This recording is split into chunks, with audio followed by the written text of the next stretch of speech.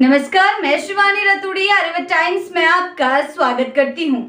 बिहार में सियासी भूचाल मचा हुआ है। विधानसभा चुनाव की तारीखों का ऐलान किसी भी वक्त हो सकता है और इसी के साथ राज्य की सियासी फिजाओं में हलचल अपने चरम पर पहुंच चुकी है। राजधानी पटना से लेकर सीमांचल तक हर कोने में राजनीति का पारा चढ़ा हुआ है। एक और प्रधानमंत्री नरेंद्र मोदी का पुण्य दौरा जहां बिहार वासियों के लिए सौगातों की बौछार लेकर आया, वहीं दूसरी ओर अब केंद्र गृह मंत्री अमित शाह मैदान में उतर चुके हैं। 18 सितंबर को अमित शाह बिहार के डेहरी और बेगूसराय में दो बेहद अहम संगठनात्मक बैठकों की अगुवाई करेंगे। इन बैठकों में चुनावी रणनीति को अंतिम रूप देने की कोशिश होगी। बीजेपी का फोकस अब सीधे तौर पर जमीनी स्तर पर पार्टी को मजबूत करने और मतदाताओं तक अपनी पकड़ को और सघन करने पर है।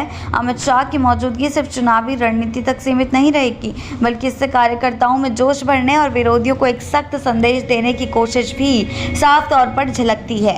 इन बैठकों में बिहार बीजेपी के सबसे अहम चेहरे शामिल होंगे। पार्टी के प्रदेश अध्यक्ष डॉक्टर दिलीप जायसवाल, उप मुख्यमंत्री सम्राट चौधरी और विजय कुमार सिन्हा के साथ साथ सभी जिला प्रभारी और वरिष्ठ नेता भी रणनीति के मसौदे पर चर्चा करेंगे।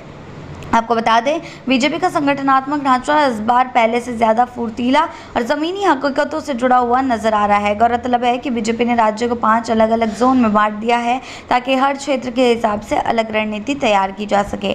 इन 5 जोन में से 2 जोन की बैठकें तो 18 सितंबर को होंगी, जहां अमित शाह खुद मोर्चा संभालेंगे। इससे पार्टी की गंभीरता और तैयारियों का अंदाजा लगाया जा सकता है। लेकिन यही बात खत्म नहीं होती। अमित शाह का अगला दौरा भी तय है। 27 सितंबर को एक बार वो बिहार आएंगे और बाकी 3 जोन की समीक्षा के साथ साथ जमीनी रिपोर्ट्स के आधार पर अगली रणनीति पर विमर्श करेंगे। पार्टी नेताओं ने 1-to-1 चर्चा की भी योजना है ताकि हर क्षेत्र की नब्ज को सीधे तौर पर समझा जा सके। बीजेपी का यह अभियान सिर्फ एक चुनावी कवायद नहीं, बल्कि एक मिशन है। 2025 में सत्ता में वापसी के मिशन का मोदी और शाह की जोड़ी पहले भी चुनावों को अपने दम पर निर्णायक बना चुकी है और इस बार बिहार की राजनीति में फिर से वही सियासी केमिस्ट्री दोहराई जा रही है। अब देखने वाली बात यह है कि विपक्ष इस रणनीतिक आक्रामकता का जवाब किस अंदाज में देता है।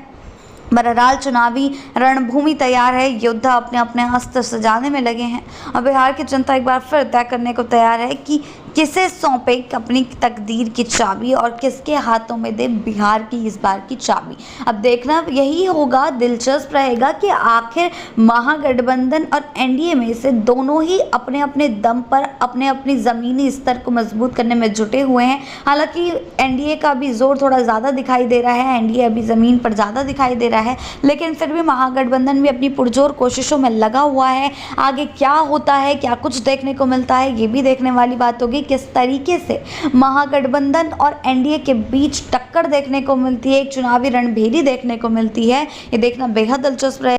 ऐसी ही अपडेट्स के लिए जुड़े रहें आर्यव्रत टाइम्स के साथ ही चैनल को सब्सक्राइब करना ना भूलें और हमारी फेसबुक और वेबसाइट के साथ भी जरूर जुड़ें।